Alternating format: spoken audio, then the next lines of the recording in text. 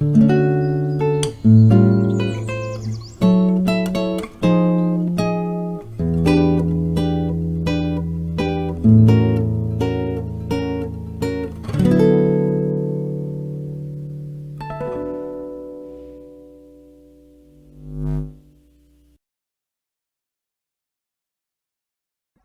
estamos nós de novo em mais um episódio do Caribe Entrevista, onde recebemos várias pessoas do IBMEC que fazem ser ele como ele é.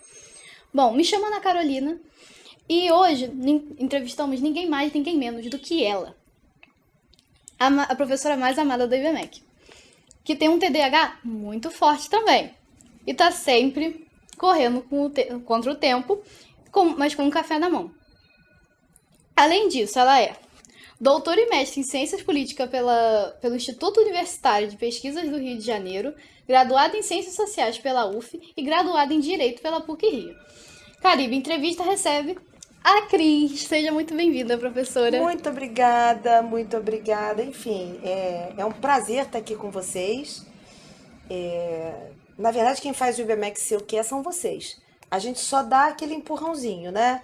E o Caribe tem uma representação muito importante, é um centro que cada vez mais investe na formação do aluno. Eu acho que vocês estão de parabéns nessa gestão, fazendo esses programas. Tem que fazer festa, né? Tem que fazer chopada. Mas eu acho que também tem que fazer esse tipo de coisa, incentivar os alunos a participarem mais da instituição. Isso é o que vale. Sim. Bom, vamos para a primeira das nossas perguntas, né? Como é que você descobriu que você queria fazer parte da área das ciências sociais aplicadas? Olha, Carol, na verdade, eu sempre tive um encanto muito grande por tudo que é política, todos os assuntos relacionados à política. E aí, quando eu tinha a idade de vocês, né, isso, depois você corta essa edição, né, porque assim, isso é século passado, né? Isso é século passado, mas isso aí abafa, ninguém pode saber. Então, por favor, né, essa aqui é uma informação exclusiva para a torcida do Flamengo, ninguém mais. Quando estudava no colégio, eu gostava muito de todas as áreas. Eu sempre me dei bem com matemática, amava física, olha que loucura, né? Mas assim, minha paixão era história, literatura, português e odiava biologia. E aí eu dizia, bom, eu vou fazer alguma coisa na área de história. Depois veio aquele encantamento com um professor que eu tive de português e eu falei, vou fazer cinema. E aí um dia meu pai, viajando, chega em casa com um panfleto de uma universidade americana dizendo sobre ciências sociais. Eu falei, ciências, tá aí, eu quero ser uma cientista. Né? Isso com 17 anos, você diz, vou usar um jaleco e vou sair por aí analisando as coisas. Mas aí eu fui pesquisando mais sobre a área e pesquisar naquela época significava conversar com pessoas, buscar livros, ver o que as pessoas faziam. E aí eu me apaixonei pela área de ciências sociais. Principalmente pela área de ciência política, porque é a história analisada do ponto de vista do poder. E eu sou fascinada por isso, eu sou fascinada por pensamento político. Eu sou fascinada pelas questões políticas que vão acontecendo. Calhou de ser contratada, calhou a história de me colocar aqui contratada no IBMEC, uma faculdade que só tinha economia e administração. E aí vim dar aula de sociologia, vim dar aula de direito, sempre puxando para a ideia de poder nas organizações. Até que um belo dia, em 2007, aparece o curso de Relações Internacionais e aqui estou eu, né, muito orgulhosa. Trabalho nesse curso antes dele acontecer, eu trabalho nesse curso desde 2006. Depois veio o professor Niemeyer, o professor Niemeyer de consultor virou, né, acho que ele deve ter conversado com vocês, virou coordenador, e fiquei o tempo todo, desde 2006, a serviço dessa missão de fazer um curso de excelência, de fazer um curso de pessoas pensantes, um curso fora da curva, alguém que não siga métrica, alguém que goste de ler, que goste de literatura, que goste de cinema e que seja capaz, portanto, de trabalhar essas questões internacionais. Amo. A paixão absoluta. Eu acho que se a gente não tem paixão, nada acontece. Você acabou emendando numa outra pergunta nossa, mas tudo bem, que seria o que você gostaria de né, desenvolver nos nossos alunos e na formação deles. Mas eu acho que essa pergunta não é uma pergunta com ponto final, não, sabe? Aham. Porque cada turma tem o seu perfil. Imagina, de 2007, que foi a primeira turma aqui no centro, até 2024, caramba, daqui a 3 anos a gente tem 20 anos de curso. E aí a gente tem pelo menos 40 turmas tendo passado pelas nossas mãos. Então você imagina, cada turma vai ter uma habilidade diferente. Nesse momento, eu acho que o grande desafio é a gente incentivar uma habilidade que o ser humano vem perdendo, que é o da curiosidade. Eu sempre falo que tem um paradigma muito esquisito aí acontecendo, que é o das pessoas terem muito acesso à informação, a uma facilidade muito grande de pesquisa, um acesso muito grande à bibliografia, a filmes, e as pessoas não usarem essa ferramenta para isso. As pessoas usam mais para site de fofoca, para Instagram, para joguinhos, sem usar a ferramenta para aquilo que é mais legal, que é a gente se desenvolver, a gente conhecer muitas coisas, a gente conhecer muitos pontos de vista e debater. Então eu acho que o principal aí é desenvolver essa habilidade da dúvida, da pesquisa, da curiosidade e fazer os alunos entenderem que, cara, é preciso conhecer. E conhecimento é poder, né? É verdade. Bom, a gente queria só falar um pouco desse processo de você fazer 2 graduações. Você fez as 2 ao mesmo tempo? Como é que Não, foi aconteceu? divertido isso, não. Eu fiz a primeira graduação, vou chocar agora, hein? Eu entrei para a UF em 1987. Eu tinha acabado de completar 18 anos. E me apaixonei pelo curso, né? Quando eu fiz o vestibular, naquela época, você podia optar, né? E eu optei só por ciências sociais. Mas na PUC eu fiz para direito. Fiz, passei, mas me apaixonei de tal forma pelas ciências sociais que eu falei, não quero mais, não quero estudar direito. E aí, fiquei fazendo ciências sociais. Muito bem. Vi no curso de ciências sociais acontecer a primeira eleição, o processo das diretas já chegando ao ponto da primeira eleição presidencial, a posse do Collor, depois, já no mestrado, o impeachment do Collor. E esse período do governo Collor foi um período especialmente difícil. Todas as agências de pesquisa, de fomento à pesquisa, foram fechadas. Então, o campo de trabalho de um cientista social, que é muito parecido com o do internacionalista, né? Do início, antes até de ter essa valorização do curso de Relações Internacionais, de formular melhor, o curso de Ciências Sociais ele tinha um vasto campo de trabalho. Você podia ser pesquisadora de vários órgãos. Encolheu de uma forma absurda, né? E aí, bom, tem uma outra coisa. Eu tinha uma paixão muito grande por um determinado pensador brasileiro, vivo, que era o José Murilo de Carvalho. E eu, quando saí da graduação, eu disse para mim o seguinte, olha, eu quero trabalhar com ciências sociais e eu quero ser aluna orientanda do José Murilo de Carvalho. Então, quando eu entrei no mestrado, eu entrei numa área, mas eu fui me aproximando dele. Até que, quando eu entrei para o mestrado, que foi em 94, ou seja, as agências de pesquisa já tinham fechado, o governo Collor tinha acabado, tinha sufocado a pesquisa no país. Por acaso, o Zé Murilo estava trabalhando com o Poder Judiciário, em ciência política, trabalhando com instituições de justiça. Eu peguei e falei, é isso aí, eu quero fazer algo nessa área, porque eu quero ser orientanda dele. Ele virou para mim e disse assim, que tal você então aprender um pouquinho mais de direito? Eu falei, pra já. Entrei no curso de direito da PUC. Pra quê? Pra conhecer e fazer tese de doutorado. Me apaixonei e fiquei. Então, enquanto eu fazia o doutorado, eu fazia o curso de direito. Morando em Niterói, curso de direito era na PUC. As matérias do doutorado eram na Rua da Matriz, em Botafogo. Não dirigia, não tinha carro. E a pesquisa de tese eu comecei a fazer em Santa Cruz, que foi na área do Ministério Público, e uma promotora de justiça, professora da PUC, me abriu a vara de investigações penais que ela tinha, né, uma vara penal, uma vara criminal e uma promotoria de investigação penal que ela dirigia. E aí juntei 3 paixões, né? As ciências sociais, o direito, que eu descobri ser uma paixão, e o José Murilo de Carvalho. Então, assim, impressionantemente, de ônibus dava tempo de fazer tudo. Isso é uma coisa que eu quero dizer para os alunos. Eu sempre brigo com vocês, mas é pro bem. Cara, dá tempo, basta se apaixonar. Quando a gente se apaixona, a gente acaba criando tempo para fazer tudo.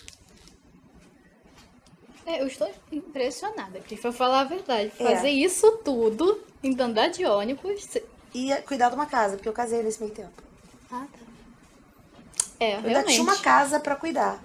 E quando eu defendi o doutorado, minha filha já tinha nascido. Nossa, impressionante mesmo. É verdade. Mas naquela época a gente podia fazer o doutorado em mais tempo, né? Uhum. Então eu fiz o doutorado de forma muito lenta, acabei a faculdade de Direito, trabalhava já aqui, trabalhava na PUC, né? Mas dava tempo, dava tempo. Então, assim, o processo de fazer 2 graduações, se você faz junto 2 graduações, ou se você faz separado, sempre é um custo, mas é um custo que vale a pena, porque você abre e amplia seus horizontes. Basta querer. É aquela história, né? Se tá feliz, vai lá, cara. Faz. Bom, vamos falando um pouco dos seus alunos em si. Quais são as principais competências e habilidades que você busca desenvolver neles? Eu sei que você já falou um pouquinho, mas vamos só ressaltar um pouquinho. Eu tenho buscado desindividualizar os alunos e fazê-los compreender que gerenciar ou criar uma habilidade de trabalho em conjunto, de trabalho em grupo, é algo muito especial e importante para desenvolver o diálogo, para desenvolver a ideia da síntese, para quebrar paradigmas, para quebrar dogmas. E eu tenho notado que, assim, hoje em dia, quando a gente pede um trabalho de grupo, as pessoas elas não se encontram presencialmente. É a geração pós-pandêmica, né? Então as pessoas marcam uma conferência, uma call, e decidem mais ou menos o que cada uma vai fazer, e depois cada uma manda um pedaço e todo mundo junta. É difícil alguém sentar juntinho mesmo, sentar presencial, para fazer essa discussão. Uhum. Eu não sei se é falta de tempo ou se é comodidade, né? Porque realmente o online é super cômodo para isso. Mas a minha pergunta acaba sendo, né? Vale totalmente a pena a gente dispensar esse encontro presencial? Então, assim, eu busco nas disciplinas hoje fazer com que as pessoas montem seus grupos, elas façam o trabalho nos grupos, mas que o assunto dos trabalhos se comuniquem, para que os grupos passem a conversar entre si. É aquela coisa, né? É a grande cola. Por que não conversa todo mundo e cola todo mundo? Cola do colega. Que cola é essa? A conversa, né? E essa é uma competência que eu gostaria de estimular. A competência da construção conjunta de um trabalho, de pensamentos. Bom, assim, a próxima pergunta é uma um pouco, talvez, meio polêmica, talvez. Bom, a gente sabe que você tem um pensamento extremamente crítico por fazer uma área de humanas e uma faculdade, né, de ciências sociais. Sobre isso, você tem alguma dica? Primeiro, não é a polêmica, vamos guardar isso um pouquinho pro final pra só deixar um gostinho de quero mais. Então vamos lá. Você tem alguma dica para aqueles alunos que possuem certa dificuldade em argumentar e até mesmo para aqueles que ainda não desenvolveram, tipo, de fato, um pensamento crítico? Bom, a primeira coisa, a dificuldade de argumentar. Argumento é prática. Você tem que, fisicamente, estar preparado para debater. E assim, ninguém nasce debatedor. Umas pessoas são mais saídas, mais desinibidas, outras menos. Mas é prática, você tem que saber, poxa, essa é uma fraqueza minha, então eu vou enfrentar. E como é que você enfrenta isso? Oi, professora, eu quero apresentar. Sabe? Oi, professora, eu quero falar. Oi, professora, vou fazer uma pergunta. Eu noto que os alunos começam levantando o dedinho e dizem assim, talvez eu faça uma pergunta burra. Cara, nenhuma pergunta é burra. Se você está perguntando é porque aquilo gerou curiosidade em você. E aí, eu posso dizer pela sua pergunta se você leu, estudou um pouco antes, ou se você não leu. Mas todas as minhas respostas, do tipo, você não leu, então vamos lá, tem que ler, não sei o quê, ou, nossa, muito bom, você leu, por isso você gerou essa pergunta, eu acho que é sempre um estímulo para a gente começar a conversa. Então, a primeira coisa é em frente. Né? Eu tento ver quem são os alunos mais tímidos e tento chamá-los. Se eles respondem ou não, aí é um processo, né, de conquista. Agora, em relação ao pensamento crítico, você só desenvolve o pensamento crítico com conhecimento. Por que hoje todo mundo fala de política? Porque a política saiu do gueto dela, ninguém falava de política antigamente, ninguém brigava por causa de política. Hoje as pessoas estão polarizadas por causa da política. Então isso é muito bom. E eu brinco sempre com os alunos assim, olha só, quando a gente entra no táxi, no Uber, ou a gente está no ônibus, a gente sempre ouve alguém falando de política. Aí eu pergunto, qual é a diferença do passageiro do ônibus, do passageiro do metrô, do motorista do táxi, do nosso coleguinha de colégio, ou do motorista do Uber? Qual é a diferença dessas pessoas pra gente? A diferença é que política faz parte da vida da gente. Política vem do nome grego polis, que é cidade, mundo público. Então, que bom que as pessoas estão desenvolvendo a ideia da participação política. Elas estão vivendo a política. Isso é muito bom. Mas eu não posso esperar delas análise. O que elas têm é opinião. Que bom que tenham. Né? A minha diferença com relação a elas é que eu tenho que ter esse pensamento crítico. Eu posso, como Cristiane, como cidadã, preferir o lado A ao lado B. Mas eu tenho que entender que tanto o lado A quanto o lado B tem oportunidades, forças e tem fraquezas. E aí eu consigo entender os processos. Né? Falo sempre com os meus alunos, para entender a emergência do Bolsonaro, tem que entender o Brasil. E que Brasil é esse que resolveu guinar completamente para uma direita? Será que guinou mesmo ou será que sempre teve ali? E que país é esse que faz o ressurgimento de um cara que inclusive passou por um processo criminal e foi preso, que é o Lula. Então assim, é porque eu acho isso, porque eu acho aquilo. Você pode achar o que você quiser e eu acho muito legal o que as pessoas acham. Mas eu quero que os meus alunos leiam, assistam todas as TVs, ouçam podcasts variados para formar a opinião deles. Que não é uma opinião, talvez uma opinião com A maiúsculo, né? É uma capacidade de análise. Tem polêmica ainda? Tem mais uma. Continuando nessa mesma linha de raciocínio, você acredita que existem ideais certos e errados? Porque isso é uma pauta muito grande hoje em dia com isso é censura, liberdade de expressão, tem esses negócios assim. Olha, eu tô preparada para dar uma resposta bem polêmica, mas acho que eu vou guardar minha resposta e vou dar uma resposta menos polêmica.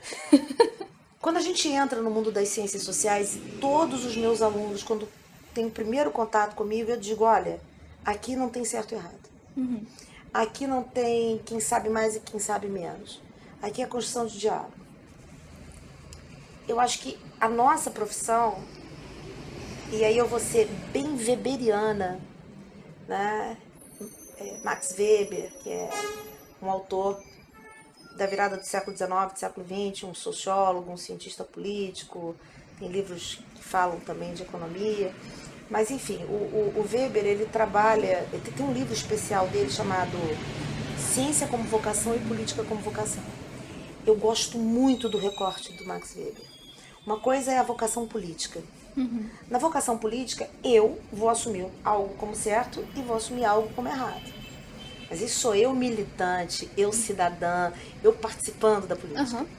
Do ponto de vista da ciência como vocação, eu quero analisar as coisas. E o Max Weber tem uma metodologia maravilhosa para isso, né? Ele tenta ser o mais neutro possível, mas a metodologia deixa as pessoas falarem o que elas pensam. Porque na fala delas eu vou perceber o que elas pensam delas, como elas pensam que o grupo as influencia e como elas acabam influenciando o pensamento do grupo. Então, eu acho que para nós, cientistas sociais, internacionalistas, economistas, administradores, juristas, são todos ciências sociais aplicadas. E para cientistas sociais, sociólogos, politicólogos, antropólogos, que são aqueles que fizeram essa faculdade, essa formação mais específica, não tem certo e errado. O que tem são parâmetros de análise neutros a gente nunca vai ser, imparciais a gente nunca vai ser, mas é necessário a gente aprender a ouvir para a gente entender o que está acontecendo com aquela sociedade.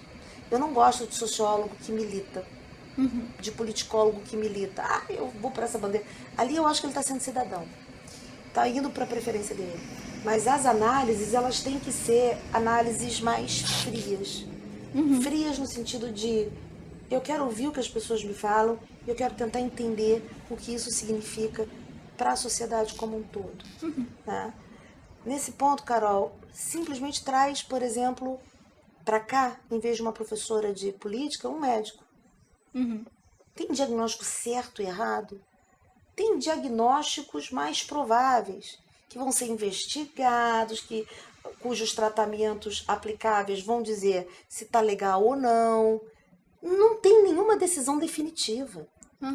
Né? A não ser, claro, aquelas doenças já conhecidas. Então, assim, se a gente já conhece movimentos, a gente pode, eventualmente, dizer, olha, o movimento nazista é algo canceroso para a sociedade. Né?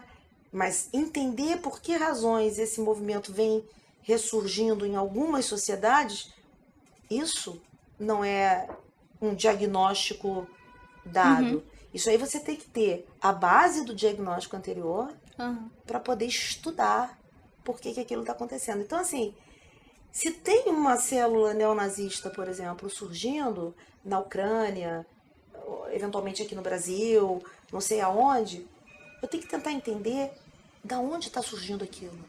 Por que aquilo está surgindo? Porque os ideais dessa galera, a gente sabe, está no diagnóstico anterior, né? Desculpe, da questão da Segunda Guerra. Mas por que isso está renascendo em pleno século XXI? A gente precisa buscar as razões disso.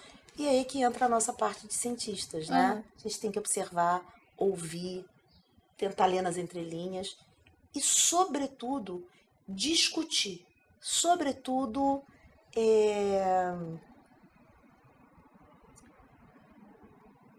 sentar para debater. E debater não para chegar à verdade ou ao certo. Debater para trocar ideias, para construir né, um paradigma. Discutir na ciência política não é, nas relações internacionais, não pode ser brigar. A não ser que você esteja lá no Itamaraty defendendo o Brasil. Aí você tem que, né? Mas espera-se que você faça isso. Mas, enfim, é você sentar para elaborar novas ideias. Não foi tão polêmico, vai. Podia ter sido pior, né? Podia. Bom, mas vamos voltar um pouquinho para a formação dos seus alunos. O que você diria para aqueles que estão começando ou terminando do curso? Terminando, eu diria, olha, parabéns, vocês foram guerreiros, porque gera muita angústia nessa área, que é uma área essencialmente acadêmica, é uma área que pressupõe muita leitura, muito engajamento. E parabéns também porque a maior parte dos nossos alunos acaba indo para empresas. E assim, é muito legal ver a nossa formação acadêmica sendo aplicada, né, em negócios, em comércio exterior, porque assim, é uma participação muito clara dos alunos na agenda do país, né? Para quem está começando, eu diria o seguinte: vence os seus vícios de ensino médio. A gente aqui tem outra postura, aqui a cobrança vai ser maior, aqui tem que ler, tem que se esforçar, tenta dar o melhor de você, faz uma autoanálise, vê quais são suas forças e suas fraquezas. E por fraqueza, não entenda algo ruim, mas algo que você deve trabalhar para mudar. E às vezes assim, pô, o cara tem maior resistência para ficar horas jogando joguinho. Legal. Será que essa concentração não pode ser metade jogada para leitura, para assistir outras coisas, né? Então, nessa ideia que eu acho que fraqueza é oportunidade, entendeu? Oportunidade de transformação. Entendi. Agora falando um pouquinho da leitura. Você tem algum livro, algum artigo que você considera assim indispensável para você entender as ciências sociais? Olha, as ciências sociais são tão vastas, são tão maravilhosas, que a gente não tem uma única Bíblia, né? Não há um livro guia, mas há livros clássicos que são fundamentais, né? Eu acho que pegar o Príncipe é você ter um começo maravilhoso. Eu acho que enfrentar o segundo tratado do governo civil de Locke também é algo muito bom. Mas assim, eu acho que efetivamente focar em Max Weber, focar em... tem um livro que eu não dei, eu acho que eu dei no segundo período, eu acho que o pessoal do segundo período já enfrentou isso. O Albert Hirschman. Eu gosto muito do livro As Paixões e os Interesses, porque ele faz um revival de toda a Idade Moderna a partir de paradigmas que interessam ao capitalismo. E eu acho a leitura muito interessante. Então eu diria, olha, A Ética Protestante e o Espírito do Capitalismo, de Max Weber, A Questão Judaica, de Marx. Eu acho que As Paixões e os Interesses, que é século XX, do Hirschman, fantástico. E diria, para começar, lê Maquiavel. É fácil, é gostoso e dá pra gente fazer muito samba com ele. Então, para terminar nossa entrevista, Cris, para você, o que é ser profissional? Eu acho que é você gostar muito daquilo que você faz e entender que não é fácil, né? E que é exatamente na dificuldade que a gente vai conseguindo encontrar os caminhos para transformar aquelas pessoas. Porque, assim, para mim, ser profissional é ser professora, né? Tem uma coisa aí muito engraçada. Os alunos sempre perguntam, e aí, professora, a senhora trabalha? Né? A pergunta é, a senhora trabalha em outro lugar? Ou a senhora faz alguma outra coisa, consultoria, advoga, além de ser professora? E eu brinco, disse, não, eu só faço yoga, não faço mais nada na vida. Só medito, né? Claro que eu trabalho como professora, né? E é um dos trabalhos mais nobres do mundo. Vocês sabiam que no Japão a única classe de profissionais, as únicas pessoas que não precisam abaixar a cabeça para o imperador são os professores? Nossa. Aí você começa a entender como é que aquela gente cresce. Né? Ser profissional é saber, antes de tudo, exigir respeito. Exigir respeito é uma coisa feia, né? Mas é que construir esse respeito às vezes passa por um momento de exigir, porque a galera ainda está muito nova. E mostrar o caminho, né? Insistir, brigar. E eu tô falando do meu jeito de ser profissional, né? Insistir, brigar para que as pessoas cresçam, amadureçam e encontrem o seu caminho, né? Quando a gente pega alunos legais, olha aqui, né? Tô com uma aqui perto de mim, fica tudo muito mais fácil, né? E fica tudo muito mais agradável. Então, ser profissional basicamente é estar preparado para enfrentar os desafios, conhecer bem e, pegando o gancho na tua pergunta polêmica, não ficar agarrada no certo e no errado. As coisas vão acontecendo e a gente vai aprendendo com elas. Entendi.